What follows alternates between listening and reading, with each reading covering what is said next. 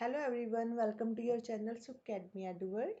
आज हम ये डिस्कस करते हैं एडवर्टाइजमेंट। बार्क ने पोस्टर रिलीज करी है। बार्क का जो रेडिएशन मेडिसिन सेंटर है उसमें दो वैकेंसी क्रिएट हुई है। वो है साइंटिफिक असिस्टेंट की। ओके, बी ग्रेड की पोस्ट है। साइंटिफिक असिस्टेंट की पोस्ट है बी ग्रेड की। ओके, और टोटल दो पोस्ट हैं जो ये यहाँ पर इन्होंने दी हुई है। इसकी लास्ट डेट है 12 सितंबर। इसको आप फिल कर लो। इसमें देखो दो पोस्टर रिलीज हुई है, साइंटिफिक असिस्टेंट की है। और वही बच्चे फिल कर सकते हैं जिनके पास ग्रेजुएशन है विद केमिस्ट्री। या तो फिर प्योर केमिस्ट्री हो या फिर अगर बीएससी साइंस करी है आपने तो उसमें आपका जो केमिस्ट्री सब्जेक्ट है उसमें मिनिमम 60% मार्क्स हो, तो केमिस्ट्री की हो आपने ग्रेजुएशन में, तो वो बच्चे फिल कर सकते हैं। बट साथ में जो प्लस है इसमें वो क्या है, एक्सपीरियंस। आपका जो एक्सपीरियंस होना चाहिए वो कैंडिडेट के पास वो रेडियो फार्मेसी का फार्मेसी लैब है जो उसका एक्सपीरियंस होना चाहिए। इसने मैं ये तो नहीं मेंशन कर रखा कि कितना होना चाहिए, बट बच्चों के पास, जिस भी कैंडिडेट के पास एक्सपीरियंस है ये क्वालिफिकेशन की एडिशन में रेडियो फार्मेसी लैब में, तो वो अप्लाई कर सकता है इस पोस्ट के लिए। और इस पोस्ट के लिए जो सैलरी है आपकी अमाउंट वो दे रखी है 19,502 रुपीज़। और ये पोस्ट है जो ये टेम्परेरी है, एडहॉक बेस्ड है ये ना, पोस्ट टेम्परेरी है ये पोस्ट।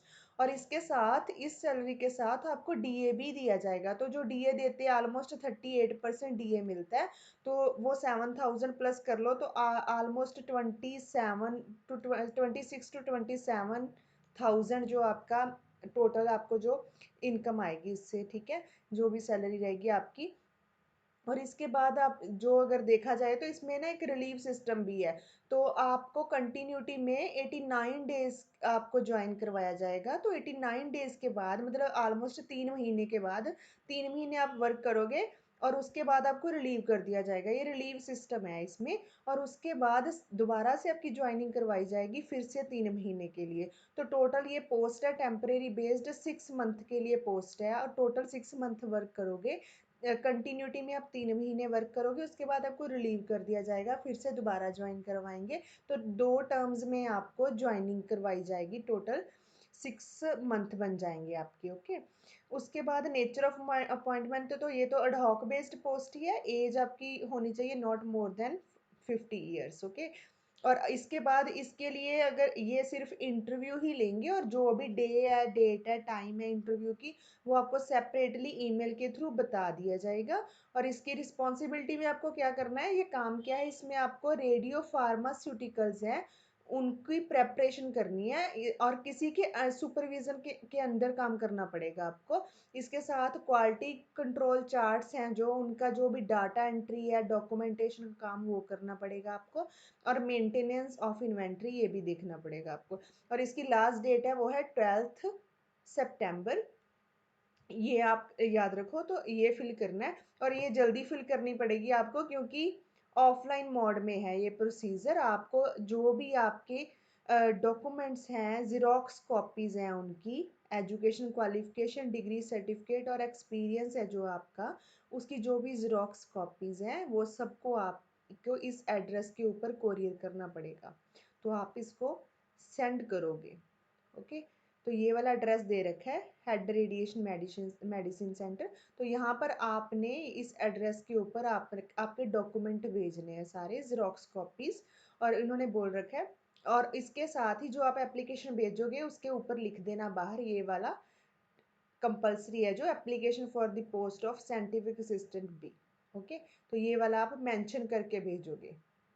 तो ये आपको कोरियर करने हैं अपने डॉक्यूमेंट्स।